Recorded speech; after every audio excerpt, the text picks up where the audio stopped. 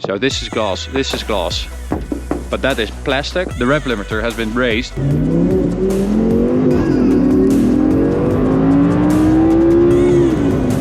Ah, there it is, the red line. What's up, ladies and gentlemen, and welcome to this POV review by AutoTopNL. My name is Max, and today we've got a very special R8. Now, we've driven a lot of R8s over the years, but this is one that has escaped us. This is an R8 GT, which only 333 of these coupes were built, 333 spiders as well, but only 3 of these were ever delivered in the Netherlands. 1 coupe, which is this one, and 2 spiders. So it is super rare. Today I'm going to show you around it, show you all the cool stuff on this car, because there is a lot, and then we'll take it for a drive on this beautiful road. No Autobahn today for insurance reasons, but I wouldn't want to drive this on the Autobahn anyway, because it is super wet and the tires are a bit old and slippery. So before we begin, don't forget to subscribe and hit the notification bell if you want to receive updates when we upload a new video. And check us out on Instagram if you like, at AutoTopNL. Also big thanks to HEC Cars in the Netherlands for allowing us to drive their R8 GT. He's a really nice guy, so if you want to check out the cars, you can go to the website in the description or the top comment. All right, so we've got a Suzuka grey car today, which is this matte light grey color, which fits this car really well because you have all that matte carbon fiber around the car as well. So we'll focus today on what is GT, and at the front you can already see that we have carbon fiber winglets, which is just for the GT, and I think that the color of the air intakes at the front, that's also for the GT, because you see that color a bit more around the car, and I don't think the regular one has that, but if I'm wrong, please correct me in the comments. All right, so what else do we have? We have P0 tires. As I said, they are 6 years old, and well, you really do feel that, because when you brake hard, it will slide, and yeah, it's not the most confidence inspiring drive I've ever had, so we'll take it easy today. Behind that, we've got a lightweight braking system. This car is 100 kilos lighter than the regular R8 because it's the race inspired GT, the LMS inspired car, the Cup Racer. One of the savings is this braking system, which is a lot lighter than stock. We also have a GT badge right there. We have lighter glass. So this is glass, but that is plastic, polycarbonate. Carbon fiber side blades as well. This is carbon fiber as well. The wings are lighter. It has a magnesium engine subframe. It has carbon fiber reinforced plastic all over, aluminium. So it is really, yeah, 100 kilos. It's quite a bit. If you think that this car weighs 1525 kilos, that's quite a big weight saving. We also have a thinner exhaust system, which saves weight too, with these really cool tailpipes. I'm sorry the car is so dirty, by the way, but it's just impossible to keep it clean at this with this weather and with all the mud everywhere. Nice carbon fiber diffuser as well. No R8 GT badge on the rear, unfortunately. Carbon fiber spoiler. I do have something really cool to show you guys. Now, this is a limited edition car, of course. And you get this little booklet with it, the R8 GT book. So I wanted to show you guys a couple of the cool things that you could do. And there's some info in here as well, like the rev limiter has been raised to 8700 RPM. The normal R8 V10 had a rev limiter at 8500, so that's a bit more. Power increase with a torque increase to 540 Newton meters. Standard it was 530, so 10 Newton meters, 412 kilowatts, so 560 horsepower. And this is basically the engine spec from the Lamborghini Gallardo, so the LP 560. The standard one has 525 horsepower, 380 millimeter. I think that's the brake disc. Carbon fiber reinforced ceramic brake discs. I think that's 380 millimeter diameter. 100 kilos, as I said. So materials include carbon fiber reinforced plastic, lightweight tailgate, as I said, rear diffuser, as I said, rear wing, front spoiler, flicks produced from carbon fiber reinforced plastic, aluminium and magnesium space frame. So it is a super high-tech car. 30 years of quattro. Yeah, it has quattro, of course. 10 cylinders. 3.6 seconds from 0 to 100. Stock 3.9.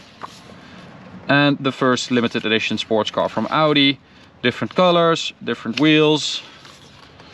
And of course we have the racing package. As you can see, we have these lightweight seats. This shaves off 31.5 kilos. You have this 4-point harness, a roll bar in the rear, and a fire extinguisher down there as well. And R8 GT floor mats, but that's not part of the racing package. That's it, yeah. We also have a kill switch for the battery. Actually, we have two. Which is really cool, because the first one is here. And you would think that it's an ashtray, but you can see the sticker already. So you open that and you can see the kill switch right here. And the second one, I will show you right now, is right here. So that is the kill switch for the battery. How cool is that? Let's take a look at the engine as well. Where is that in R8? There it is. So 5.2 liter V10. As I said, red line at 8700 RPM, 560 horsepower, 540 newton meters of torque, combined with, oh, that is very light. Combined with that lower weight, the suspension, the Magna Ride, has been replaced. So you now have manually adjustable coilovers, and you can set those 10 millimeters lower than you would normally. Switch to wide angle so you guys can see a little bit more in here, and we have to do these belts. They look really cool, but for everyday driving it's not the best, but hey.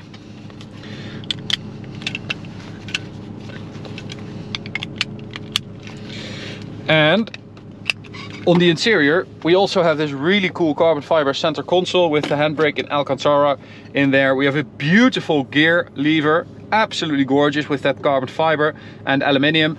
You can see, I can't go any forward. I hope you guys can see that. R8 GT number 4 of 333. We have an R8 GT steering wheel in Alcantara with a little badge down there. Yeah, I have to say, it does make you feel special when you're in here. I mean, you do have the feeling that you have something else than a regular R8, which I think they've done a really good job on. Because, yeah, you really feel like you're driving something special. And this, of course, is supposed to be the track-focused version of the R8. So it's like the Porsche GT3 RS, basically, or the Lamborghini Gallardo Superleggera. But I do feel like it's still quite usable every day. I mean, it's not a proper race car. It's just those seats are really uncomfortable. The seating position itself is fine, but the seats are pretty uncomfortable. So that's something I would take into consideration.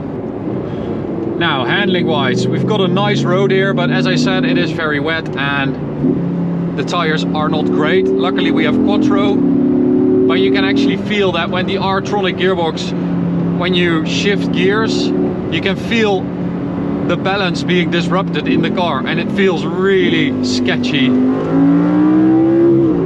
Oh, but that V10 sounds really nice. It's not super loud in here. I was expecting it to be much louder, but I guess you also have, you know, if this is really the track focused car and people are going to do track days with this, of course you have to abide by sound and noise level laws at the tracks as well. So maybe that's why.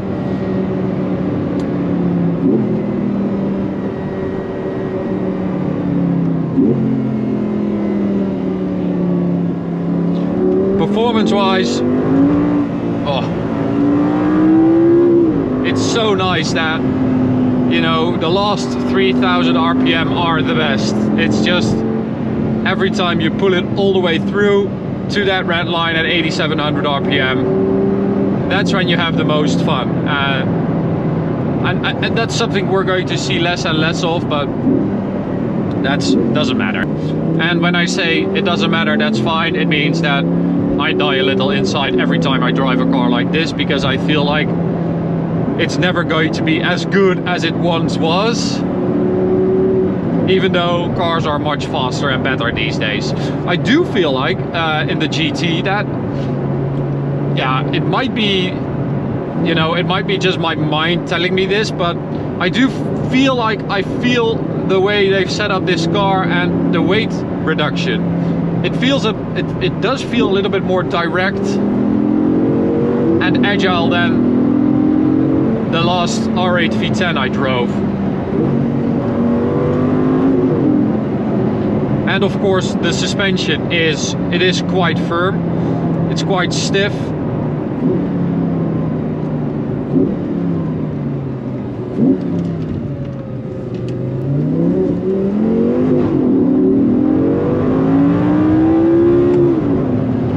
There it is, the red line, beautiful.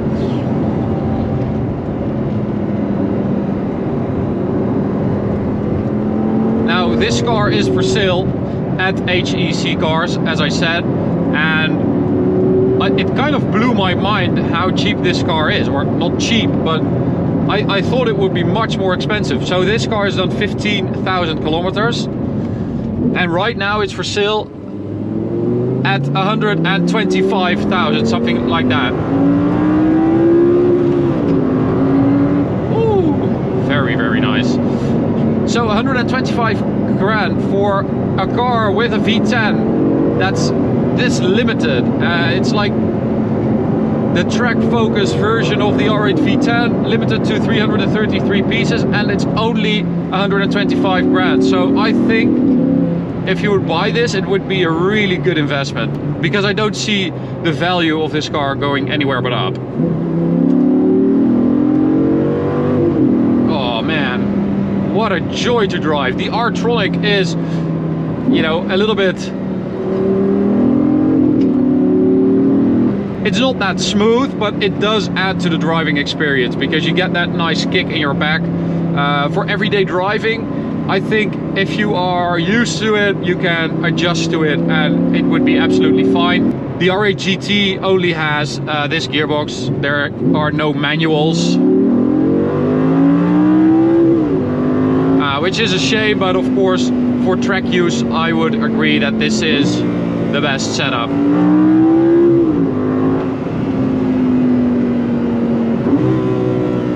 But man, it just never gets old. It's such a versatile sports car, the R8 V10. And with this GT, yeah, it's a shame that it's so wet here and that we can't really lean on those tires to try and find out more about how it reacts, how it responds. But I do really, really love it. And I did slide it a little bit earlier, and it is quite happy to slide, even though it is four-wheel drive. So that's the end of the road and the end of the review. I hope you enjoyed it. As I said, go check out HEC Cars in the description or the top comment. Thank you so much for letting us drive this car. To you guys, thanks for watching. Hope you enjoyed it. You can subscribe by clicking the big button right there. You can also check out this video or go check out this playlist. See you at the next one. Bye.